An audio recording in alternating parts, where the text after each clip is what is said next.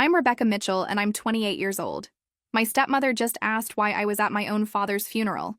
The words hit me like a slap across the face as I stood beside his casket, wearing the black dress I'd bought specifically for this moment I'd been dreading for months. I kept my expression perfectly calm, though my hands trembled slightly as I adjusted the white roses I'd placed on Dad's casket. Instead of answering Diane's question, I simply nodded to the funeral director and took my seat in the front row, the seat I'd reserved for myself as his eldest daughter. That simple action set off a chain of whispers and uncomfortable glances that would change everything. But I had no idea what was coming next. Where are you watching from today? Drop your location in the comments below and hit that like and subscribe button if you've ever felt invisible in your own family. You'll definitely want to stick around for what happened next. Let me take you back to how this whole mess started. The call came on a Tuesday morning while I was getting ready for work at my marketing job in downtown Phoenix. Unknown number, which I almost didn't answer. Thank God I did. Miss Mitchell? This is St. Joseph's Hospital. Your father, Robert Mitchell, was brought in this morning following a heart attack. The world stopped. Dad was only 62, still running his construction company, still playing weekend golf. Heart attacks happen to other people's fathers, not mine. I drove to the hospital in a daze, my mind racing through all the things I should have said, should have done. When I arrived, Diane was already there with Tyler and Madison, my half-siblings. They formed a tight circle in the waiting room, and I noticed immediately that there wasn't space for me to join them. How is he? I asked, approaching cautiously. Diane barely looked up. Critical condition. They're doing everything they can. Her tone was clipped, professional, like she was speaking to a distant acquaintance rather than her husband's daughter. Tyler, 22 and perpetually glued to his phone, didn't acknowledge me at all. Madison, 19 and away from college for the emergency, gave me a brief nod before returning to her conversation with her mother. I stood there for a moment, unsure where I belonged in this family portrait of grief. Finally, I took a seat across from them, close enough to hear updates, but far enough to avoid intruding on their space. It was a dance I'd been performing for 12 years, ever since Dad married Diane when I was 16. The hours crawled by. Doctors came and went with updates that grew increasingly grim. Dad had suffered massive heart damage. Even if he survived, the recovery would be long and uncertain. I watched my stepfamily process this information as a unit, sharing comfort and making decisions together. When Dad briefly regained consciousness around midnight, I was the last one allowed to see him. By then, he was heavily sedated and barely coherent. Becca, he whispered, using the childhood nickname that always made me feel like Daddy's little girl again. Promise me something. Anything, Dad. Don't let anyone tell you. His voice faded as the medication pulled him back under. Those were the last words my father ever spoke to me. He died 3 hours later, with Diane holding one hand and me holding the other. In that moment, grief made us equal. But it wouldn't last long. The funeral arrangements revealed just how little input I was expected to have in my father's final goodbye. Diane had already selected the funeral home, planned the service, and written the obituary by the time I arrived at their house the next morning. My name was mentioned once, as survived by daughter Rebecca, after 2 paragraphs dedicated to Tyler and Madison's accomplishments. I thought you might want to add something about Dad's business, I suggested carefully, or maybe mention his volunteer work with Habitat for Humanity. Diane looked at me like I'd suggested dancing on his grave. The obituary is already submitted, Rebecca. We can't make changes now. That was a lie, and we both knew it. But it set the tone for everything that followed. The church was packed for Dad's funeral service. Robert Mitchell had been well loved in our community, and it showed in the sea of faces that filled every pew. I recognized many of them. Dad's business partners, golf buddies, neighbors we'd known for years. Some even approached me with warm hugs and fond memories of how proud Dad always was of me. But if you didn't know better, you might have thought Robert Mitchell only had 2 children. Diane had positioned herself and her kids in the receiving line, graciously accepting condolences while I stood awkwardly to the side. When people specifically sought me out, Diane's smile never wavered, but I could feel her irritation like heat radiating from a stove. Rebecca, sweetie, Mrs. Henderson from next door grabbed my hands warmly. Your father talked about you constantly. He was so proud of how well you've done for yourself. Before I could respond, Diane smoothly interjected, We're all so proud of our children. Tyler just got promoted at his internship and Madison made Dean's List again. The conversation shifted, as Diane intended. It was masterful, really. The way she could redirect any praise meant for me toward her own children without seeming rude. She'd perfected this technique over 12 years of marriage to my father. I thought back to the day I first met Diane, just 2 years after Mom died. I was 16, still raw with grief, when Dad brought home this polished woman with her perfect blonde hair and her 2 young children. "Kids, I want you to meet someone very special," Dad had said nervously, his hands fidgeting with his car keys. "This is Diane, and these are her children, Tyler and Madison." Tyler was 10 then, a sullen kid who clung to his mother's side and glared at me like I was personally responsible for his parents' divorce. Madison was only 7, sweet and shy, hiding behind her brother. They seemed impossibly young and fragile compared to my teenage awkwardness. Diane had smiled at me with what I later learned was her signature move, warm on the surface, calculating underneath. "Rebecca, your father has told me so much about you. I hope we can be friends." I wanted to hate her immediately, but Dad looked so hopeful, so desperate for this to work. He'd been lonely since Mom died, and I could see how much Diane's attention meant to him. So I swallowed my resentment and tried to be welcoming. "It's nice to meet you," I'd lied, shaking her perfectly manicured hand. The early days of their relationship were actually easier than what came later. Diane was on her best behavior, and Dad was head over heels in love. She'd include me in outings with her kids, compliment my grades, and even ask my opinion on wedding plans. But I should have paid more attention to the small moments. The way she'd forget to set a place for me at dinner parties, how she'd schedule family photos when I was at my part-time job, the subtle corrections when Dad praised my achievements in front of her friends. "Rebecca does well in school," she'd say, "though it's so much harder now than when we were young. The standards are really quite different." Dad never noticed these little digs. He was too busy being grateful that his new wife was making an effort with his difficult teenage daughter. And I was too young to understand that this was just the beginning. The wedding was small but elegant, held in the garden of Dad's house, the house where I'd lived my entire life until that point. I served as a bridesmaid, wearing a pale yellow dress that washed out my complexion, while Tyler served as ring bearer, and Madison scattered rose petals as flower girl. In the wedding photos, you can see the exact moment our family dynamic shifted. Dad and Diane in the center, radiant and happy. Tyler and Madison flanking them like perfect bookends. And me, slightly off to the side, smiling, but somehow separate from the rest of the group. That night, after the guests had gone home and the caterers had cleaned up, I found Dad sitting alone on the back porch where we used to have our best conversations. "Happy wedding day, Dad," I said, settling into the chair beside him. He pulled me into a hug that smelled like his cologne and wedding cake. "I know this is a big change, sweetheart, but you're going to love having siblings. And Diane? She's going to be such a wonderful addition to our family." I wanted to believe him. I really did. But even then, I had a sinking feeling that our family of 2 had just become her family of 4, plus 1. The transition into being a blended family happened gradually, like watching water slowly rise in a bathtub. At first, everything seemed manageable. Then suddenly you realize you're drowning. Diane moved into our house with Tyler and Madison, and suddenly every tradition Dad and I had shared was up for negotiation. Sunday morning pancakes became elaborate brunches that took hours to prepare. Our quiet movie nights turned into family game nights that somehow always featured activities Tyler and Madison excelled at. When I brought home my acceptance letter to Arizona State University, I was bursting with pride. ASU had offered me a partial scholarship for journalism, and I'd worked 2 part-time jobs to save money for the rest of my expenses. "Dad, look!" I practically bounced into the kitchen where he was helping Madison with her homework. "I got into ASU with scholarship money." Dad's face lit up with genuine pride. "Rebecca, that's incredible. We need to celebrate this." But before he could say more, Diane appeared from the laundry room, her expression carefully neutral. "That's wonderful, honey. Of course, ASU isn't really considered a top-tier school, is it? But I'm sure you'll do fine there." The comment hung in the air like smoke from a snuffed candle. Dad frowned slightly but didn't contradict her. Madison looked up from her math problems with confusion. "What's ASU?" she asked innocently. "It's where Rebecca is going to college," Dad explained, his enthusiasm noticeably dampened. "Oh," Madison said, losing interest immediately. "Mom, can you help me with this problem?" Just like that, my moment was over. Diane swooped in to help Madison while Dad quietly returned to reviewing work invoices.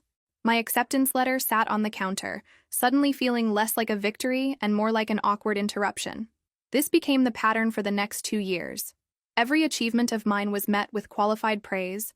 Every celebration was somehow shared or overshadowed. When I won a writing contest my senior year, Diane mentioned it in the same breath as Tyler making JV soccer. When I graduated as salutatorian, she spent the car ride home discussing Madison's upcoming piano recital. Dad loved me. I never doubted that. But he also loved his new family, and keeping peace in the house meant not making waves. Diane was careful never to be openly cruel or dismissive when he was paying attention. She was too smart for that. The real moments of conflict happened when Dad wasn't around to witness them. Like the time I came home from my job at the local newspaper to find Tyler wearing my ASU sweatshirt, the one I'd bought with my own money to show school spirit. "Tyler, that's mine," I said, trying to keep my voice level. He shrugged. "Mom said I could borrow it. It's just a shirt." I found Diane in the laundry room, folding towels with meticulous precision. "Diane, could you ask Tyler not to wear my things without permission?" She looked at me with surprise that seemed genuine. "Oh, sweetie, I'm sorry. I didn't realize it was so special to you. It was just sitting in the clean laundry and Tyler needed something warm. I thought you wouldn't mind sharing with your brother." The word brother always felt forced when she said it, like she was reading from a script. But the real genius of her response was how it made me seem petty for caring about a sweatshirt. After all, shouldn't family members share? "It's fine," I said, because what else could I say? "Just ask next time?" "Of course," she smiled. "We're all still learning how to live together, aren't we?" These small erosions of my place in the family continued through my college years. When I came home for holidays, I'd find Tyler had moved into my childhood bedroom because his room was being used for Diane's home office. When I called Dad, Diane would chat briefly with me before handing him the phone, effectively controlling the conversation. The worst part was how Dad seemed oblivious to it all. In his mind, we were one big happy family working through normal adjustment issues. He'd beam with pride when Diane included me in family photos or mentioned my accomplishments to friends. He never saw the careful orchestration behind her gestures. "You're so lucky to have Diane," he told me once during my junior year. "She really goes out of her way to make you feel included." I wanted to laugh. Or cry. Maybe both. Instead, I nodded and agreed. Because what was the alternative? Telling Dad that his wife's kindness was performative would only hurt him and change nothing. But there were moments when Dad's protection of me shone through. Moments that kept me holding on to hope that our bond was stronger than Diane's subtle manipulations. Like the time Diane suggested I shouldn't come home for Tyler's high school graduation because it would be too crowded with extended family visiting. Dad shut that down immediately. "Rebecca is family," he said firmly. "She'll be there." Or when Diane forgot to include me in the family Christmas card photo and Dad made them retake it. "My daughter belongs in this picture," he'd said, wrapping his arm around me. These moments reminded me that despite everything, I was still his daughter. He still loved me. He still chose me, even when it would have been easier not to. But now he was gone, and I was about to discover just how much his protection had meant. The actual funeral service was beautiful. Exactly what Dad would have wanted. Pastor Williams spoke about Dad's generous spirit and his commitment to family. The eulogies painted a picture of a man who'd built a successful business while never forgetting his roots or his responsibilities to others. I'd prepared my own eulogy, 3 pages of memories about the man who'd taught me to drive, helped me with math homework, and always believed I could do anything I set my mind to. But when the pastor asked if any family members wanted to speak, Diane smoothly stepped forward. "The children and I would like to say a few words," she announced, gesturing to Tyler and Madison. The children. Not our children or Robert's children, just the children. The exclusion was subtle but unmistakable. I sat in the front pew, my prepared speech folded in my purse, and listened as Tyler spoke about Dad teaching him to use power tools, and Madison tearfully recalled Dad's patience helping her learn to ride a bike. Their memories were genuine and touching, and I found myself crying not just for Dad, but for all the shared moments I'd never get to have with him again. As we filed out of the church, several people approached me with condolences and questions about the burial service. That's when I learned that the graveside ceremony was family only, a distinction I apparently didn't qualify for. "I'm sorry, what?" I asked Mrs. Patterson from Dad's office. "Family only?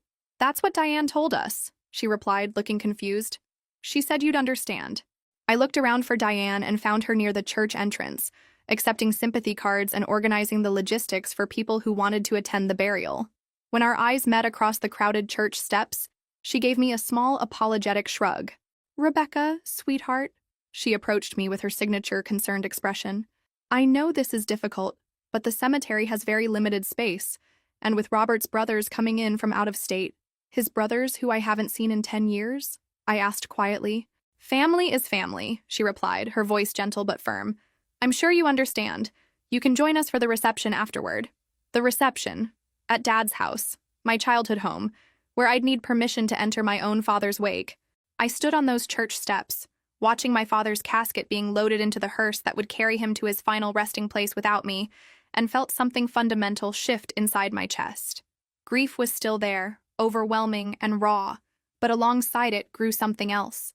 A cold, clarifying anger. "Rebecca," a voice interrupted my thoughts. I turned to see an elderly man in an expensive suit approaching me with purpose. "I'm Harold Henderson, your father's attorney. I was wondering if we could speak privately for a moment." Diane, who had been watching this interaction from across the parking lot, suddenly appeared at my side. "Mr. Henderson, how thoughtful of you to come. We'll be in touch about the estate matters once we've had time to grieve properly." The lawyer's expression remained professionally neutral, but I caught something in his eyes, a flicker of disapproval at Diane's presumption. "Actually, Mrs. Mitchell, I need to speak with all of Robert's children today. I have some urgent matters to discuss regarding his final wishes." "Surely it can wait a few days," Diane pressed, her smile looking increasingly strained. "Today is for saying goodbye." "I'm afraid not," Mr. Henderson said firmly. "Robert was very specific about the timing. I'll need to see Rebecca, Tyler, and Madison at my office tomorrow morning at 10 o'clock, all three of them." I watched Diane's face carefully. For just a moment, her composed mask slipped, and I saw something I'd never seen before. Fear. "Of course," she recovered quickly. "We'll all be there." But Mr. Henderson was looking directly at me now. "Miss Mitchell, it's crucial that you attend personally. Your father left very specific instructions regarding your inheritance." The word inheritance hung in the air like a thunderclap. Diane's smile froze completely. "I'll be there," I said, meeting the lawyer's eyes steadily. As he walked away, I felt Diane studying my face with new intensity. For 12 years, she'd seen me as a manageable inconvenience, easily sidelined and controlled. But now there was something in her expression I'd never seen before, genuine concern about what I might represent. "Rebecca," she said carefully, "I hope you don't have any unrealistic expectations about your father's estate. Robert and I discussed everything thoroughly, and most of his assets are tied up in our home and the children's college funds." Her preemptive explanation only confirmed what I was beginning to suspect. Dad had left me something significant enough that Diane felt the need to manage my expectations in advance. "I'm not expecting anything," I replied honestly. "Dad gave me everything I needed while he was alive." But even as I said the words, I wondered if that was entirely true. Maybe Dad had one final gift waiting for me, something Diane couldn't orchestrate or control. The burial proceeded without me, as planned. I drove home to my apartment, still wearing my funeral dress, and sat in my kitchen wondering what tomorrow would bring. For the first time since Dad died, I allowed myself to hope that maybe, just maybe, he'd found a way to protect me even after he was gone. That night, I couldn't sleep. I kept thinking about Dad's last words to me in the hospital. "Don't let them. Don't let anyone tell you." Tell me what? What had he been trying to warn me about? Tomorrow, I would find out. Henderson's law office was exactly what you'd expect from a successful small-town attorney. Dark wood paneling, leather-bound books, and the faint smell of expensive coffee. I arrived precisely at 10 o'clock, wearing my best interview suit and carrying a notebook, though I had no idea what I might need to write down. Diane was already there with Tyler and Madison, occupying the chairs closest to Mr. Henderson's desk like they were claiming territory. Tyler looked hungover and annoyed at being dragged out of bed, while Madison seemed nervous, fidgeting with her purse strap.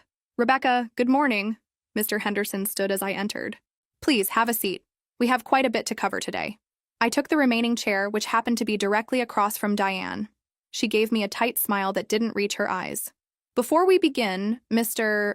Henderson said, settling behind his desk with a thick folder, "I want you all to know that your father spent considerable time updating his will over the past 6 months. He was very thoughtful about his final wishes and very specific about how he wanted his estate distributed." Diane shifted in her chair. "We understand Robert wanted to provide for everyone. He was always so generous." "Indeed he was," the lawyer agreed, opening the folder. "Let me start with the household effects and personal items. Most of Robert's clothing and personal belongings will go to his wife, as is customary. However, he specifically requested that his watch collection, his golf clubs, and his photo albums be given to Rebecca." I felt tears spring to my eyes unexpectedly. Dad's watches had been his pride and joy, vintage pieces he'd collected over decades. I used to sit with him on Saturday mornings while he cleaned and wound them, listening to him explain their histories. "That's lovely," Diane said, though her voice was strained. "Those old watches need so much maintenance. I'm sure Rebecca will enjoy taking care of them." Mr. Henderson continued. "Now, regarding the house at Oak Street, currently valued at approximately I braced myself. Of course the house would go to Diane. She'd lived there for 12 years, raised her children there. It only made sense. Robert has left the house to Rebecca, along with all of its contents. The words hit the room like a physical blow.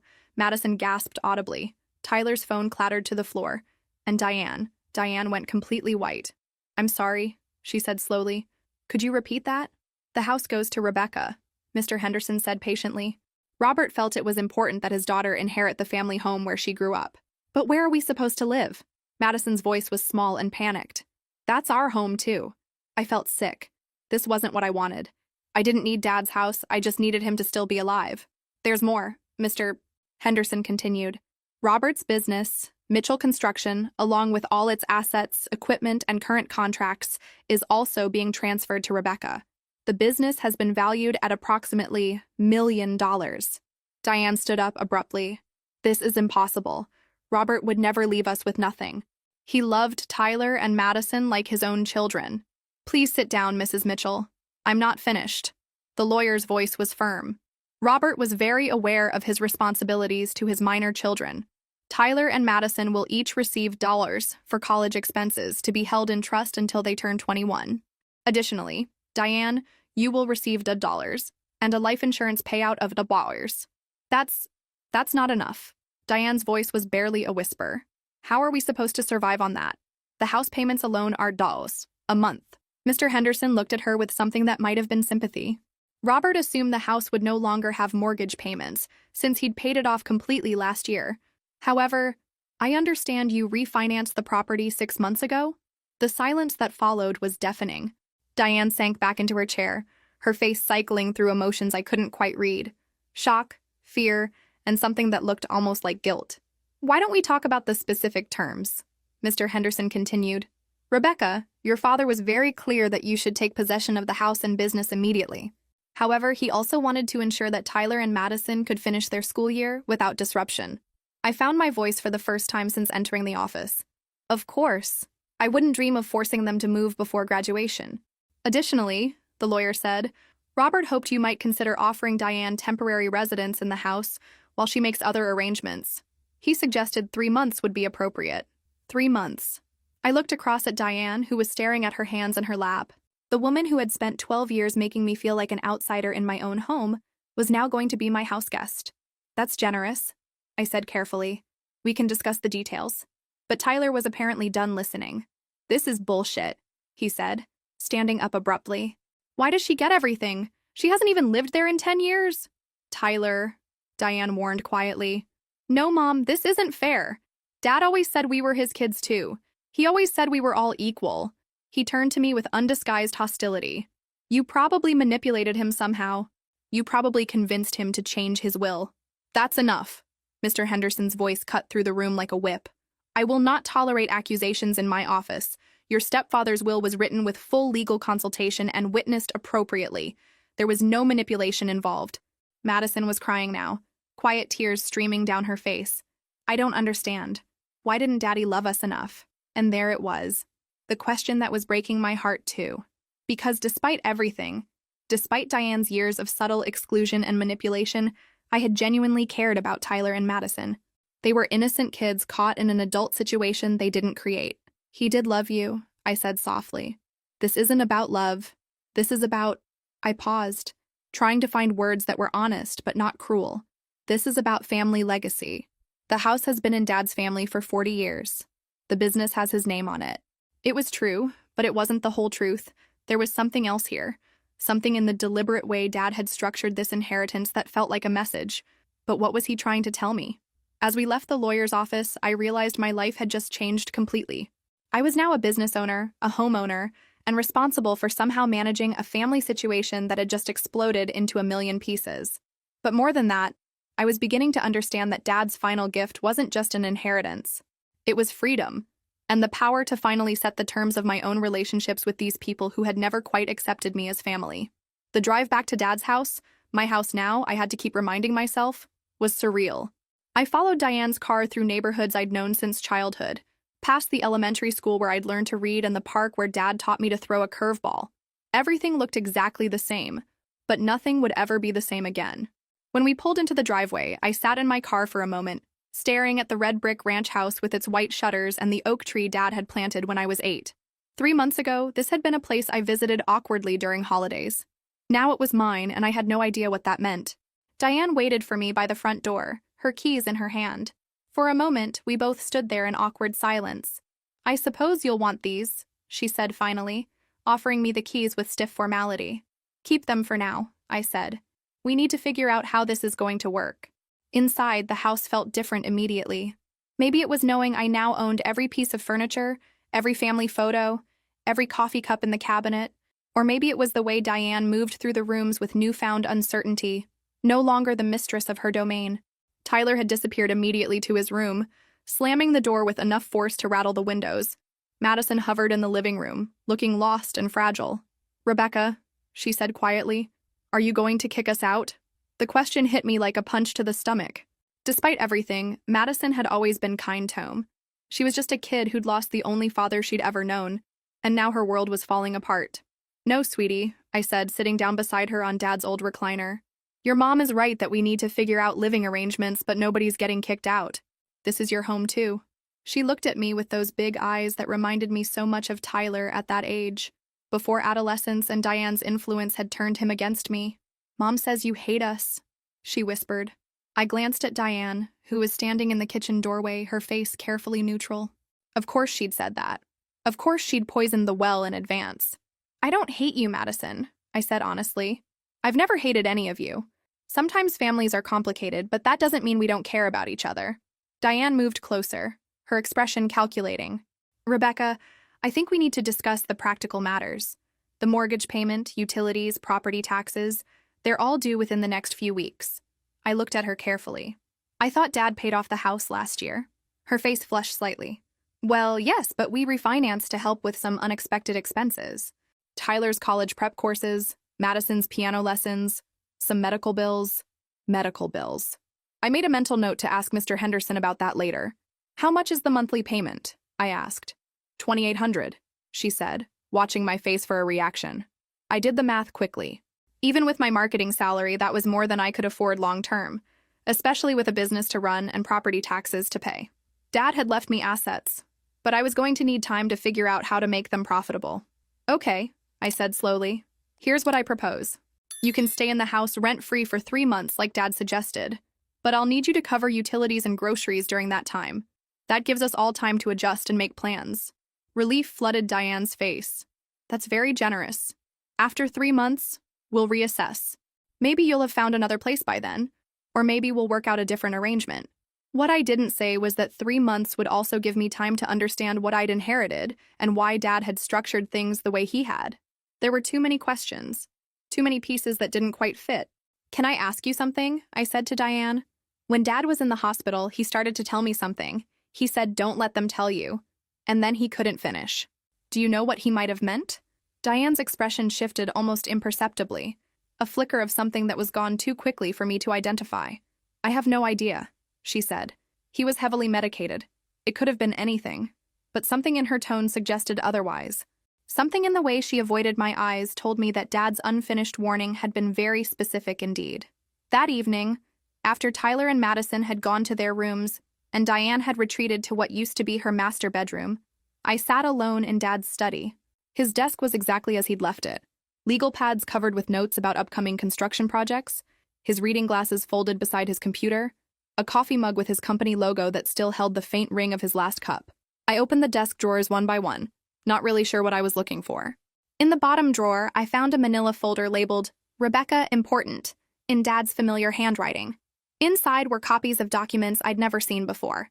Bank statements showing regular transfers of money to an account I didn't recognize. Insurance policies I didn't know existed. And most intriguingly, a series of printed emails between Dad and someone named David Morrison at Morrison Investigations. The emails were dated from the past 6 months, and their subject line made my blood run cold. Background check, Diane Mitchell. Dad had been investigating his own wife, and based on the final email in the stack, dated just 2 weeks before his death, he'd discovered something that changed everything. I heard footsteps in the hallway and quickly closed the folder, slipping it into my purse. Whatever Dad had learned about Diane, whatever he'd been trying to warn me about in the hospital, I was going to find out. But first, I needed to understand exactly what kind of game I'd just inherited, and what rules Diane had been playing by all these years. Tomorrow I would call David Morrison. Call David. Tonight I would sleep in my childhood bedroom and try to process the fact that my entire life had just shifted on its axis. One thing was becoming clear, though. Dad's inheritance wasn't just about money or property. It was about truth. And after 12 years of being the outsider in my own family, I was finally going to learn what had really been going on behind all those perfect smiles and careful manipulations. Have you ever inherited more than you bargained for? Sometimes the most valuable legacy isn't what's in the will. It's what you discover afterward. The next morning, I called David Morrison before I lost my nerve. His voice was gravelly, professional, exactly what you'd expect from a private investigator. "Miss Mitchell," he said when I identified myself, "I was wondering when I'd hear from you. Your father said you might call after, Mr. Morrison, I found emails between you and my dad. He was investigating Diane." "He was, and what I found—" He paused. "This isn't something we should discuss over the phone. Can you meet me this afternoon? There's a lot you need to know." We arranged to meet at a diner across town, far from any chance of running into Diane or her kids. I spent the morning at Mitchell Construction, meeting with Dad's foreman, Jim Rodriguez, and trying to understand what I'd inherited. "Your dad was a good man," Jim told me as we walked through the current job sites. "Honest, fair, paid his bills on time. But the last few months he seemed worried about something. Kept asking me to document everything. Make sure all the paperwork was in order. Worried how? Like he thought someone might be checking up on him, or maybe checking up on someone else." Jim gave me a meaningful look, if you know what I mean. I was beginning to understand that Dad's investigation into Diane hadn't been subtle. People had noticed his changed behavior, his sudden attention to documentation and legal details. At 2 o'clock, I sat across from David Morrison in a vinyl booth that had seen better decades. He was exactly what Central Casting would order for a private investigator. Mid-50s, gray hair, tired eyes that had seen too much. "Your father hired me 6 months ago," he began without preamble. "Said he had concerns about his wife's financial activities. Turned out his instincts were right." He slid a thick manila envelope across the table. "Diane Mitchell has been systematically stealing from your father for 3 years. Credit cards opened in his name, loans taken against the business, money transferred from his accounts to accounts she controls." My hands shook as I opened the envelope. Bank statements, credit reports, loan documents, all bearing Dad's name but none authorized by him. "How much?" I whispered. "Close to $400,000, maybe more. She's good at covering her tracks, but not good enough." I stared at the papers, my mind reeling. "But why? Dad always made sure she had everything she needed." Morrison shrugged. "Some people are never satisfied. Or maybe she was planning her exit strategy. Either way, your father figured it out when he tried to pay off the house last year and discovered it had been refinanced without his knowledge." "Did he confront her?" "Not directly. He was smart about it, started changing passwords, moving money to accounts she couldn't access, updating his will. He wanted all his ducks in a row before he made any accusations. And then he died. Heart attack brought on by stress, according to his cardiologist. Your father had been dealing with high blood pressure for months, ever since he discovered Diane's activities. The implication hit me like a physical blow. Diane's theft had literally contributed to Dad's death. "There's more," Morrison continued. "The medical bills she claimed caused the refinancing? Those were for Tyler's rehab. Kid has a serious gambling problem, racked up debts with some dangerous people. Diane paid them off using your father's money." Everything clicked into place. The way Diane had managed every aspect of Dad's financial life, the way she'd isolated me from family business discussions, the careful control of information and access. "What should I do with this?" I asked, gesturing to the evidence. "That's up to you. You've got enough here for criminal charges if you want to pursue them. Or you could use it as leverage to get your father's money back." I thought about Tyler and Madison, about the mess they'd inherit if their mother went to prison. I thought about Dad, who'd spent his final months stressed and heartbroken over his wife's betrayal.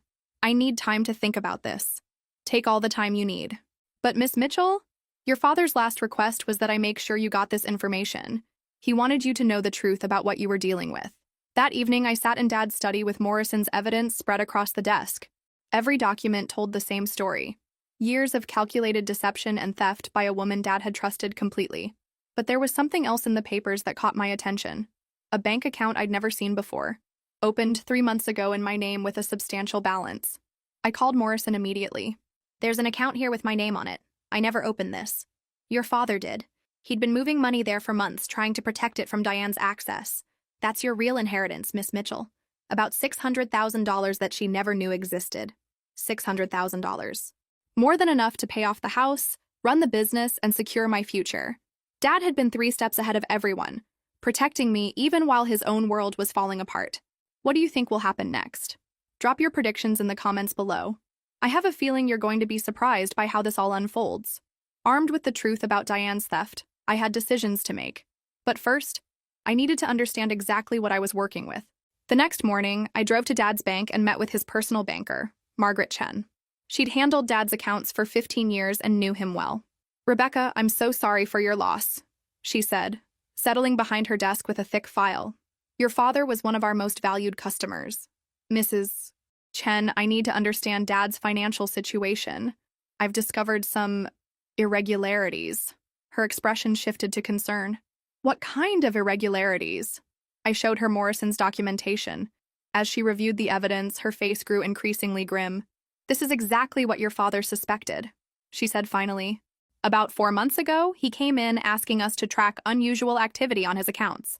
We helped him identify several unauthorized transactions. Did you report it? Your father asked us not to, said he wanted to handle it privately, but he did take steps to protect his assets." She opened her computer. "He moved substantial funds to an account with only your name on it. He also set up automatic transfers from his business accounts to ensure ongoing protection. I learned that Dad had been even more thorough than I'd realized. Not only had he hidden money from Diane, he'd also restructured his business to limit her access to company funds. There's something else," Mrs. Chen continued. "Your father left instructions for us to present you with this safety deposit box key after his death. The box contained more evidence of Diane's theft, but also something unexpected. A video recording Dad had made just weeks before his death. I watched it that evening in the privacy of my apartment. Dad looked tired but determined as he spoke directly to the camera. Rebecca, if you're watching this, it means I'm gone, and you've discovered what Diane has been doing. I need you to know that none of this is your fault, and I'm sorry I didn't protect you better from her manipulation over the years." Tears blurred my vision as Dad continued. "I should have seen what she was doing to our family dynamic. I should have recognized how she was pushing you out while pretending to include you. I failed you as a father, and I'm hoping this inheritance can give you the power to set things right." He leaned closer to the camera. "Use this information however you think is best, but don't let her continue hurting people. Tyler and Madison deserve better than a mother who teaches them that stealing and manipulation are acceptable." The video ended with Dad's final message. "I love you, sweetheart. You've always been stronger than you knew." I cried until my chest ached, grieving not just for Dad, but for all the years we'd lost to Diane's careful orchestration of our family dynamics. But then I dried my tears and started planning. The first step was taking full control of the construction business.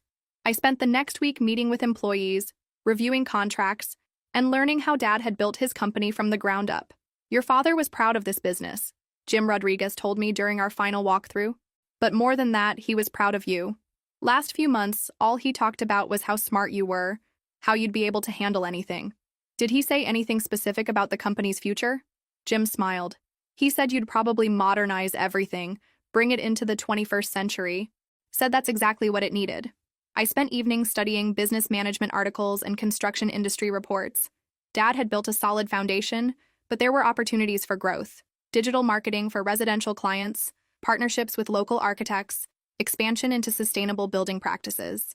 Within 2 weeks, I'd implemented new project management software and hired a part-time bookkeeper to help with the financial complexity I'd inherited.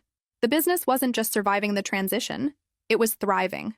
But the real test came when I got home each evening to the house I now shared with Diane and her children. The dynamic had shifted completely. Diane moved through the rooms with careful politeness, no longer the confident matriarch, but a woman walking on eggshells. She offered to cook dinner, cleaned meticulously, and avoided any topic that might cause conflict. Tyler remained hostile but had stopped his open confrontations. Madison was warming up to me, especially after I helped her with a science project and took her shopping for new clothes when Diane claimed they couldn't afford it. "Rebecca," Madison said one evening as we worked on her homework together, "Mom says we might have to move soon. What do you think about that?" She shrugged. "I like it here. This is the only home I remember, but Mom says you probably want your privacy." I looked at this sweet girl who'd been caught in the middle of adult drama she didn't understand. "Madison, Nobody's making any hasty decisions about moving. We're all still figuring things out. But privately, I knew the current arrangement couldn't last forever. Diane's presence in the house felt increasingly strained, and I could sense her growing desperation as her 3-month timeline approached. The breakthrough came when I discovered Tyler trying to hack into Dad's old computer. "Looking for something specific?" I asked from the doorway of Dad's study. He spun around, face flushed with guilt.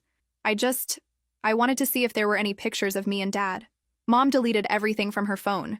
It was the first time Tyler had mentioned Dad with genuine emotion rather than anger about the inheritance. I sat down beside him. "Your dad loved you, Tyler. The inheritance isn't about love. It's about responsibility and family legacy. Then why didn't he leave me the business? I could have learned to run it." I studied his face, seeing past the bravado to the hurt underneath. "Can I ask you something?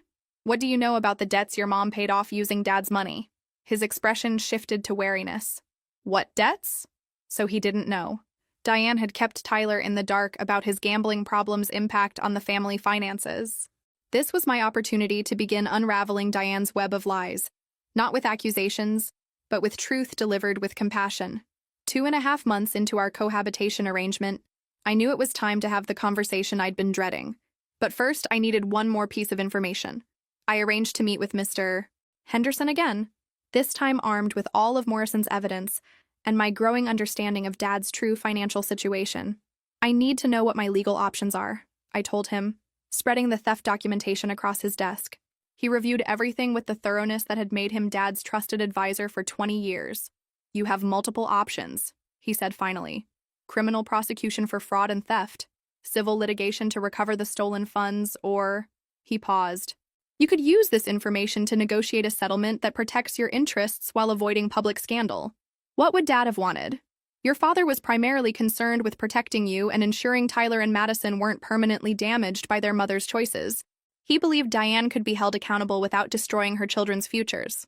That evening, I asked Diane to meet me in Dad's study after Tyler and Madison had gone to bed. She entered the room cautiously, as if sensing this conversation would be different from our careful politeness of recent weeks. "Diane, we need to discuss your living arrangements after next month," I began. Relief flooded her face. "Of course. I've been looking at apartments, but with the kids' school situation, before we talk about the future, we need to address the past." I opened Morrison's file. "I know about the theft, Diane. All of it." The color drained from her face so quickly I thought she might faint. She sank into the chair across from Dad's desk, her hands trembling. "I don't know what you think you know, but $400,000. I kept my voice level. Credit cards, loans, refinancing the house, all using Dad's identity without his permission." The silence stretched between us. When Diane finally spoke, her voice was barely a whisper. "He never noticed before. He trusted me to handle the finances, and things got complicated." "Tyler's gambling debts?" She nodded miserably. "Those people he owed money to, they were threatening him. I couldn't let anything happen to my son." I felt a flicker of sympathy despite everything. Whatever Diane's faults, her love for her children was genuine. "Dad knew," I continued. "He'd been investigating for months before he died. The stress from discovering your betrayal contributed to his heart attack." Diane's face crumpled. "I never meant I was going to pay it all back. I had a plan." "What plan?" She looked up at me with desperate honesty. "The life insurance money. I was going to use it to cover everything, make it right. But then the will reading happened, and I realized..." "You realized Dad had outsmarted you." She nodded, tears streaming down her face. "I know you have every right to have me arrested. I know I destroyed your family and caused Robert's death. But please, please don't punish Tyler and Madison for my mistakes." There it was. The moment I'd been building toward for months. Diane was completely vulnerable, completely at my mercy. I could destroy her life with a single phone call to the police. Instead, I surprised us both. "I'm not going to have you arrested, Diane. But we are going to settle this, and you're going to follow my terms, exactly." Hope flickered in her eyes. "Anything. Whatever you want." I pulled out a contract I'd had Mr. Henderson prepare. "You're going to sign over any claim to Dad's estate beyond what the will specified. You're going to repay the stolen money through a structured plan. And you're going to move out of this house within 30 days. She read through the document with growing relief. The repayment plan was aggressive but manageable, especially with the life insurance money she'd receive. "There's one more thing," I continued. "Tyler needs real help for his gambling addiction. I've arranged for him to start counseling with a specialist who deals with young adults. If he refuses treatment or relapses, our agreement is void. He'll do it, Diane said quickly. I'll make sure he understands. No, Diane. You won't make him do anything anymore. He's going to choose recovery because he wants it, not because you manipulated him into it. She flinched at the word manipulated, but nodded agreement. Where will we live? I found you a nice 3-bedroom rental across town. First month's rent is paid, security deposit covered. After that, you're on your own. I slid another document across the desk. I'm also offering you a job. Her eyes widened in shock. A job? Administrative assistant at Mitchell Construction. $25 an hour, health benefits, 2 weeks vacation. You'll report directly to me. I don't understand. Why would you? Because Tyler and Madison need stability. Because you have skills that could benefit the business. And because Dad believed in second chances for people who earned them. Diane stared at the job offer like it was written in a foreign language. You're giving me a chance to rebuild? I'm giving you a chance to prove you've learned from your mistakes. But Diane? I leaned forward, making sure she understood. This is your one opportunity. If you ever lie to me, steal from me, or try to manipulate my relationship with Tyler and Madison, you'll discover exactly how ruthless I can be.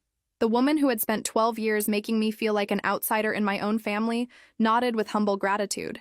Thank you, she whispered. I don't deserve this kindness. You're right, I agreed. You don't. But Tyler and Madison deserve a mother who has the chance to become the person they need her to be.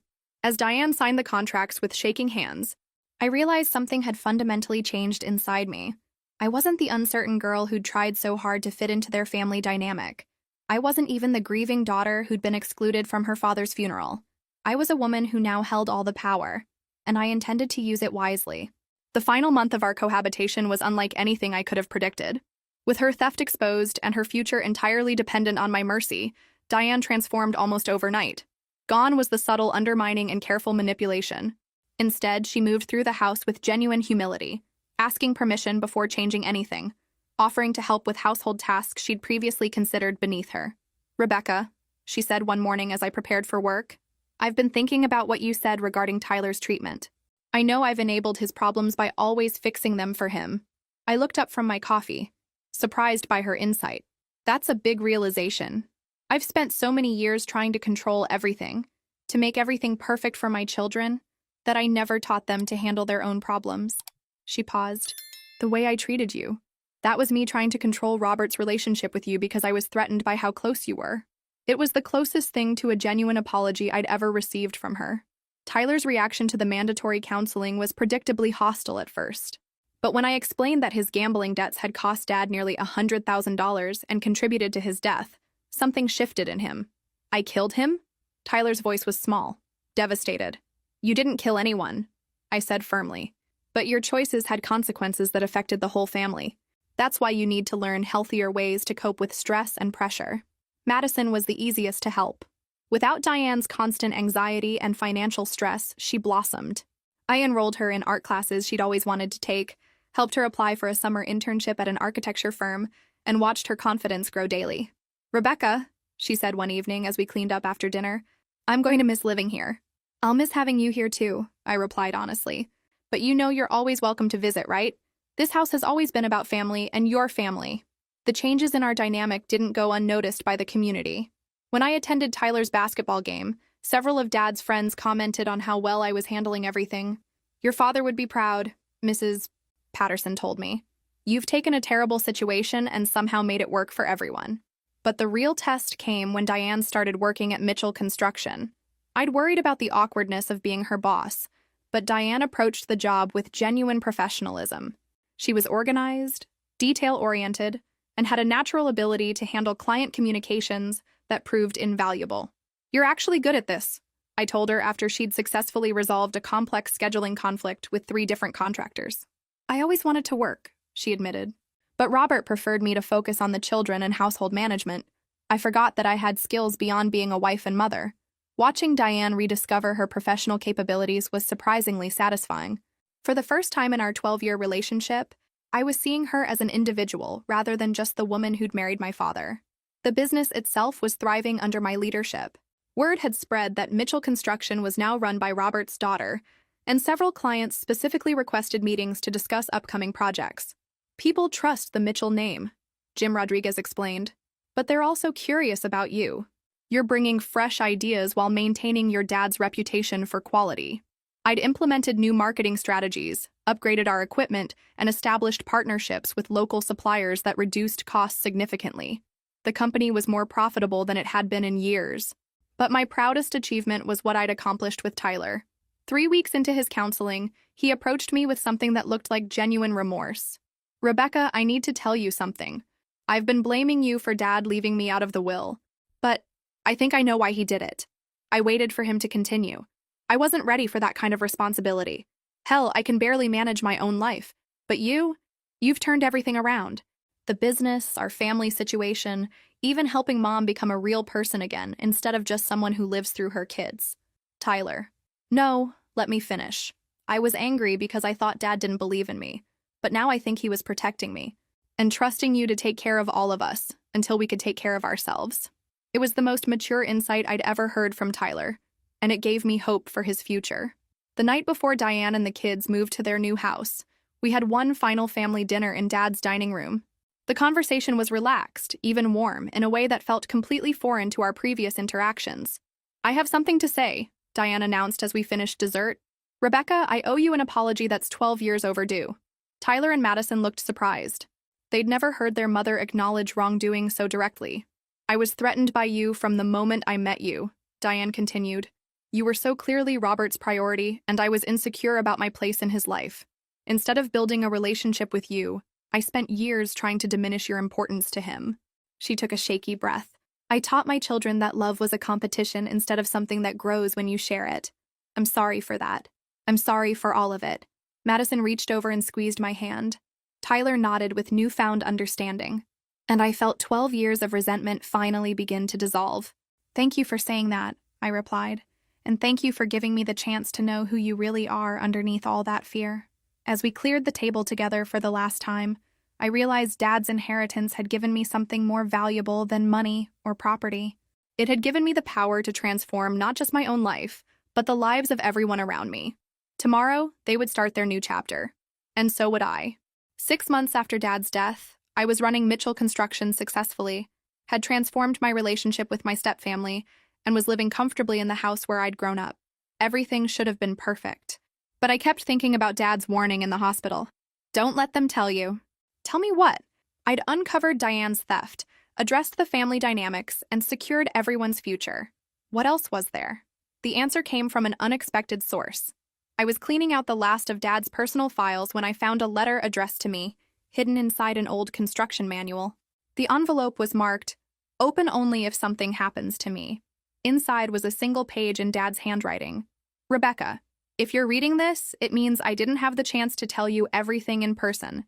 Diane's financial theft was only part of the problem. She's been working with someone else, someone who's been targeting our family for years. Check the storage unit on Miller Road, unit. The key is taped under my workbench. Be careful who you trust. Dad." A storage unit I didn't know existed. A conspiracy involving more than just Diane's desperation about Tyler's debts. I found the key exactly where Dad had said it would be. That afternoon, I drove to the Miller Road facility with my heart pounding. Unit contained boxes of documents dating back 15 years, financial records, photographs, private investigator reports that predated Morrison's work. As I opened the first box, I began to understand the scope of what Dad had discovered. Diane hadn't been working alone. Her sister Christine, who lived in California and rarely visited, had been the mastermind behind a sophisticated identity theft scheme targeting widowed men with substantial assets.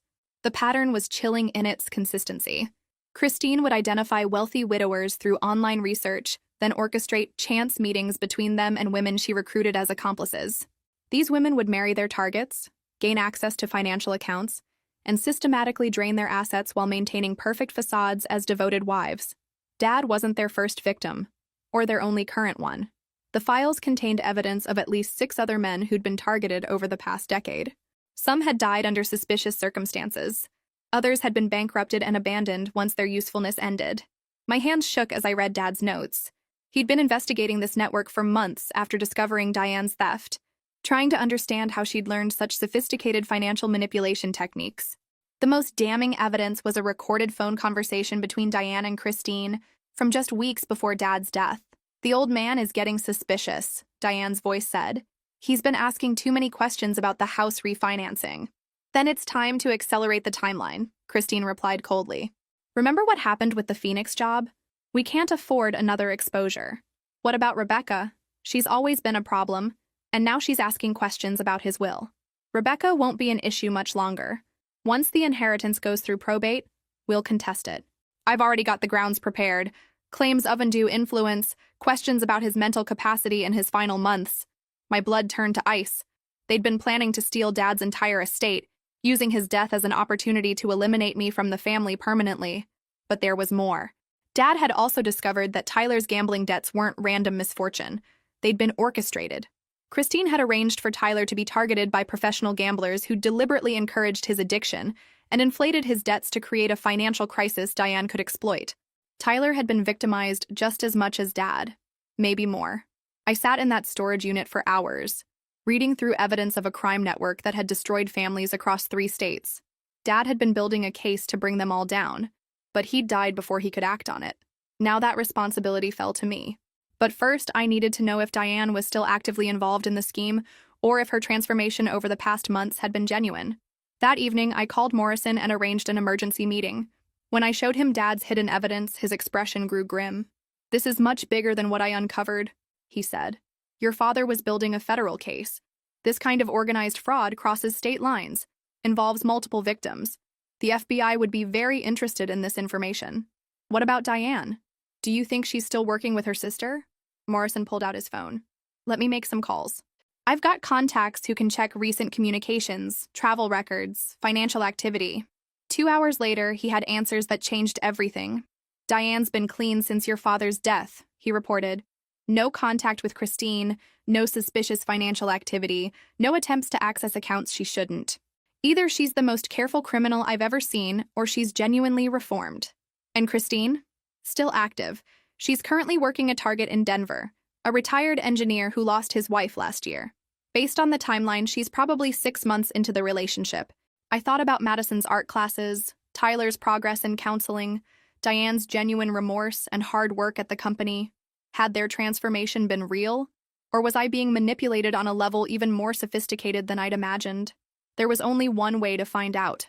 The next morning, I walked into Mitchell Construction and asked Diane to join me in my office. I closed the door and placed a copy of the storage unit files on my desk. "I need you to tell me about your sister Christine," I said quietly. Diane's face went white. She sank into the chair across from my desk, her hands trembling. "How much do you know?" she whispered. "Everything. The question is whether you're still involved in her schemes, or if you've truly changed like I thought you had." For a long moment, Diane stared at the files with an expression of absolute terror. When she finally looked up, there were tears in her eyes. "Christine is why I did it all," she said. "She had information about my first marriage, about things I'd done before I met Robert. She blackmailed me into helping her." "What kind of information?" Diane's voice dropped to barely audible. "When Tyler's father left us, I was desperate. Christine convinced me to help her with one of her schemes. Just once, she said, to get back on my feet. I was young and stupid and terrified of being homeless with 2 small children. The confession poured out of her, like poison finally being expelled from her system. Christine had used Diane's one moment of desperation to control her for years, threatening to expose her past and destroy her marriage to Dad if she didn't cooperate. "Every dollar I took from Robert, Christine took half," Diane continued. "She said it was payment for keeping my secrets. But after Robert died, after I saw what I'd become, I cut all contact with her. I changed my phone number, blocked her emails, everything. She doesn't know about our arrangement? About you working here? No. As far as Christine knows, I'm still grieving and struggling financially. I haven't told her anything about how you've helped us rebuild." I studied Diane's face carefully, looking for signs of deception. Instead, I saw exhaustion, relief, and something that looked like hope. "Diane, I'm going to ask you to do something that might be dangerous, and you have every right to say no." She straightened in her chair. "What do you need?" "I need you to help me bring down your sister's entire operation. And that means pretending to be the person you used to be just long enough to gather evidence." Diane didn't hesitate. "Whatever it takes. Christine has destroyed enough families. It's time for it to end." And with that decision, our partnership became something neither of us had ever expected. A collaboration to deliver the justice Dad had been working toward when he died. The plan Morrison and I developed was risky but elegant. Diane would reestablish contact with Christine, claiming financial desperation and begging to be included in her sister's current scheme. We'd document everything, then turn the evidence over to federal investigators. Are you sure you want to do this? I asked Diane as we prepared for her first phone call to Christine in months. Once we start, there's no going back. Rebecca, my sister has been destroying families for years. She used my children as leverage to force me into betraying the man I loved. It's time for her to face consequences. The phone call was scheduled for that evening. Morrison had arranged for recording equipment, and federal agents were standing by to monitor the conversation. When Diane dialed Christine's number, her hands were steady. The woman who answered was clearly surprised to hear from her. Diane? Where have you been? I've been trying to reach you for months. I've been struggling, Christine. The inheritance didn't work out like we planned. Rebecca got everything, and I'm barely surviving. I listened as Diane masterfully played the role of the desperate woman she used to be. She begged Christine for another chance, claimed she needed money urgently, and expressed willingness to relocate to help with the Denver operation. Christine's response revealed the true scope of her criminal network. I've got 3 active situations right now, she said. Denver is almost ready for harvest, but I could use help with the Phoenix restart and the new opportunity in Portland. Can you travel? Yes, anything. I need this to work, Christine. Good. But Diane? This time, you follow my instructions exactly. Your emotional attachment to that construction worker nearly ruined everything. These men are marks, not love interests. The casual cruelty in Christine's voice made my stomach turn. Dad had been nothing more than a target to her, a means to an end in a game she'd played dozens of times. Over the next 2 weeks, Diane fed Christine carefully crafted information while federal investigators built their case. We learned about bank accounts in multiple states, false identities, and a network of women Christine had recruited to target vulnerable widowers. The breakthrough came when Christine sent Diane detailed instructions for accessing the Denver target's financial accounts. The electronic trail of these communications provided exactly the evidence federal prosecutors needed. We've got enough for multiple federal charges, Agent Martinez told us during our final briefing. Wire fraud, identity theft, elder abuse, conspiracy. Christine and her accomplices are looking at serious prison time. What about Diane? I asked. She was a victim too, in many ways. Ms. Mitchell's cooperation has been invaluable. Given that she was coerced into participation and has provided full assistance with our investigation, we're recommending immunity in exchange for her testimony. The raids happened simultaneously across 3 states. Christine was arrested in Denver, along with 2 accomplices. Bank accounts were frozen, victims were identified, and a criminal network that had operated for over a decade was finally dismantled. Tyler and Madison learned about their aunt's arrest through news reports. Their reactions revealed how much they'd both grown over the past year. I can't believe Aunt Christine was using us, Madison said, her voice a mixture of sadness and anger. She knew about Tyler's gambling problems and made them worse on purpose. Tyler's response was more complex. I keep thinking about all the ways this could have gone differently. If Dad hadn't been so smart about protecting Rebecca, if Rebecca hadn't been strong enough to help us instead of destroying us, we could have lost everything. 3 months later, I stood in the cemetery where Dad was buried, carrying fresh flowers and a newspaper clipping about Christine's conviction. She'd been sentenced to 15 years in federal prison. We got them, Dad, I said quietly, placing the flowers on his grave. All of them. I thought about the journey that had brought me to this moment. 6 months ago, I'd been the excluded daughter at her father's funeral. Now I was a successful business owner, had rebuilt my relationship with my stepfamily, and had helped bring down a criminal network that had victimized dozens of families. But more than that, I'd discovered who I really was when given the power to choose my own path. Diane approached from across the cemetery carrying her own flowers. We'd developed an unexpected friendship built on shared experience and mutual respect. How are you feeling? She asked, joining me beside Dad's headstone. Proud, I said. I think Dad would be proud too. He would be. You took an impossible situation and somehow made it work for everyone. She paused. I've been thinking about what he was trying to tell you in the hospital. Don't let them tell you. What do you think he meant? Don't let them tell you that you don't belong.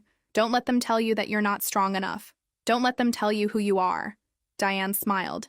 You've spent your whole life proving those people wrong. As we walked back to our cars together, I reflected on the unexpected gift Dad's inheritance had given me. Not just financial security or property ownership, but the power to redefine my relationships on my own terms. Tyler was thriving in college, his gambling addiction under control, and his relationship with me stronger than it had ever been. Madison had been accepted to her dream art school with scholarship money I'd helped her apply for. Diane had become not just an employee, but a trusted partner in growing Dad's business. We weren't the perfect blended family Dad had always hoped for. We were something better. People who'd chosen to care about each other despite our complicated history. That evening, I sat in Dad's old study, my study now, reviewing contracts for Mitchell Construction's latest project. The business was thriving, my family relationships were healthy, and I'd found my place in the world Dad had wanted me to have. My phone rang with a call from a potential new client. As I answered with my professional greeting, I smiled at how different my voice sounded now. Confident, authoritative, completely secure in my own worth. Mitchell Construction. This is Rebecca Mitchell speaking. How can I help you? If this story resonated with you, make sure to like and subscribe for more stories about finding strength in impossible situations. Sometimes the greatest inheritance isn't what's written in a will, it's the courage to write your own ending. Remember, you're stronger than you know, and you deserve relationships that celebrate your worth rather than diminish it. Thank you for following Rebecca's journey with me, and I'll see you in the next story.